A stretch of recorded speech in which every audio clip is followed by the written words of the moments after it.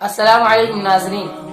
اس دنیا میں کامیاب ہونے کے لیے سب سے پہلی جو شرط ہے وہ دنیا کے 98% لوگوں میں نہیں ہے. سب سے پہلی شرط جو کامیاب لوگ ہیں ان کے اندر جو ہوتی ہے وہ ہوتی فکر.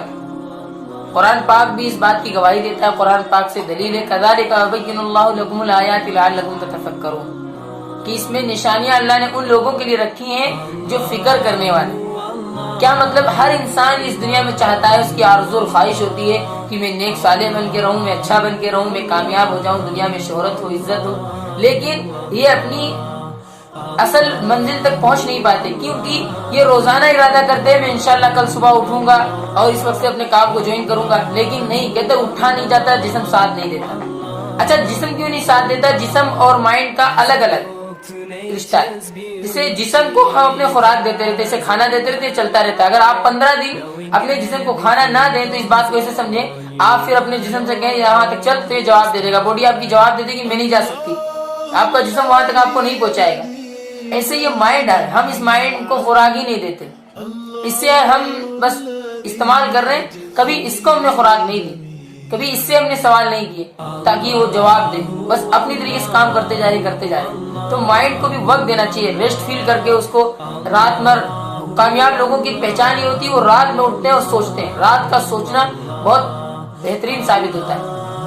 اب الٹا سسٹم اس وقت چل رہا ہے, رات میں اتنا کھا لیتے ہیں, ایسا کھا کے سوتے ہیں کہ 8 بجے سے پہلے نیند کھلتی نہیں. تو ہر وہ انسان جھوٹا ہے, اور سب سے بڑا جھوٹ اپنے آپ سے بولتا ہے کہ میں کامیاب ہونا چاہتا ہوں. اگر جو اپنی نیند نہیں قربان کر سکتا وہ کامیاب نہیں ہو سکتا. جس انسان کے اندر فکر نہیں ہوتی وہ کامیاب نہیں ہو سکتا. سب سے پہلے اپنے اندر فکر جگانی پڑے گی. ڈرتے اس بات سے کہ ارے یار یہ کیسے ہو جائے گا, وہ کیسے ہو جائے گا. ہمیشہ یاد رکھیں کہ اگر جس کامیابی سے آپ کو ڈر لگ رہا ہے, جس کام میں ڈر لگ رہا ہے, تو یعنی کہ وہ بڑی چیز ہے. تو آپ جب اگر اس میں کامیاب ہوگے تو نام بھی آپ کا بڑوں میں شامل ہوگا. تو اگر ڈر بڑا لگ رہا ہے تو جب کامیاب ہوں گے تو آپ کا نام بھی بڑے لوگوں میں شامل ہوگا. اور یہ سب فکر سے آتا ہے. سب سے پہلے اپنے اندر پیدا کریں فکر کہ میں کیسے اپنے آپ کو ثابت کروں. مجھے اگر 10 گھنٹے کام کرنے تو کنٹینیو 10 گھنٹے روزانہ کام کرنے, 9.5 گھنٹے نہیں ہونے. یہ فکر ہونی چاہیے کہ نہیں مجھے 10 گھنٹے ہی کام کرنا ہے, مجھے اپنی منزل پاس پہنچنا ہے. اگر 9.5 گھنٹے کام کیا آپ نے, ایک سال میں ایک دن بھی آدھا گھنٹہ کام کر دیا, یعنی کہ آپ اپنی کام کو لے کر فکر مند نہیں ہے, آپ کو اس کام کی فکر نہیں ہے. آپ منزل تک نہیں پہنچ سکتے جب تک آپ کے اندر فکر نہیں ہوگی. اللہ تعالیٰ بھی قرآن کے اندر کہتا ہے کہ کامیاب وہ لوگ ہوتے ہیں جو فکر رکھنے والے ہوتے ہیں. نشانیاں قرآن کے اندر فکر رکھنے والوں کے لیے, لعلکم تعقلون, جو سمجھ رکھتے ہیں ان کے لیے.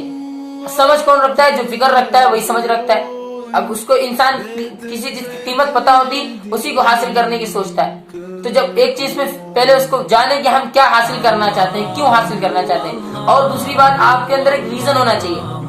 آپ سے کوئی اگر پوچھے آپ صبح 6 بجے کیوں اٹھتے ہیں, تو آپ کا ایک ریزن یہ بھی ہو سکتا ہے میں نماز پڑھنے کے لیے اٹھتا ہوں. آپ کا ایک ریزن یہ بھی ہو سکتا ہے مجھے جانا ہے کہیں, مجھے جلدی وہاں پہنچنا ہے. کتنے ریزن. جب تک آپ کے پاس ریزن نہیں ہوگا کہ مجھے شہرت حاصل کرنی ہے, مجھے عزت حاصل کرنی ہے, مجھے کامیاب ہونا ہے, مجھے پرسکون زندگی جینی ہے, مجھے اپنے بچوں کو اچھے اسکول میں پڑھانا ہے, مجھے اپنے بچوں کو اچھا کھانا کھلانا ہے, مجھے اپنی بیوی کو اچھے کپڑے پہنانے ہیں, مجھے خود شاندار طریقے سے جینا ہے اور ایک زمانے میں الگ پہچان بنانی ہے. تو یہ آپ کا ایک ریزن ہوا. اگر آپ کے پاس کوئی ریزن ہی نہیں ہے تو آپ نہ اٹھ سکتے ہیں, نہ آپ کام کر سکتے ہیں, نہ آپ کامیاب ہو سکتے ہیں. کیونکہ گھر سے نکلنے کے بعد اگر آپ کی کوئی منزل نہیں تو آپ اندر بھٹک جائیں گے. آپ کے پاس ریزن, ٹھوس ریزن ہونا چاہیے جو آپ کو اٹھنے پر مجبور کرے صبح, جو آپ کو اس بات پر مجبور کرے کہ مجھے یہ کام کرنا ہی کرنا ہے, اگر نہیں کروں گا تو میرا نقصان ہو جائے گا. جسے جسم کو کھانا دینا ہی دینا, اگر آپ کھانا نہیں دیں گے تو وہ بیمار ہو جائے گا. اسی طریقے سے فکر ہونی چاہیے اگر میں نے یہ کام نہیں کیا تو پھر میں برباد ہو جاؤں گا اور میں اپنی منزل پر نہیں پہنچ پاؤں گا, میں مقصد سے ہٹ جاؤں گا, میرے خواب ادھورے رہ جائیں گے. جب اتنا آپ کے پاس ریزن ہوگا اور آپ کی فکر ہوگی تو آپ کو منزل پر پہنچنے سے کوئی نہیں روک سکتا سوائے اللہ تعالیٰ کے. میں امید کرتا ہوں آپ کو یہ بات سمجھ میں آئی ہوگی اور آپ اس پر اگر عمل کریں گے تو انشاءاللہ آج سے 10 سال کے بعد آپ کی الگ پہچان ہوگی. السلام علیکم ورحمۃ اللہ وبرکاتہ.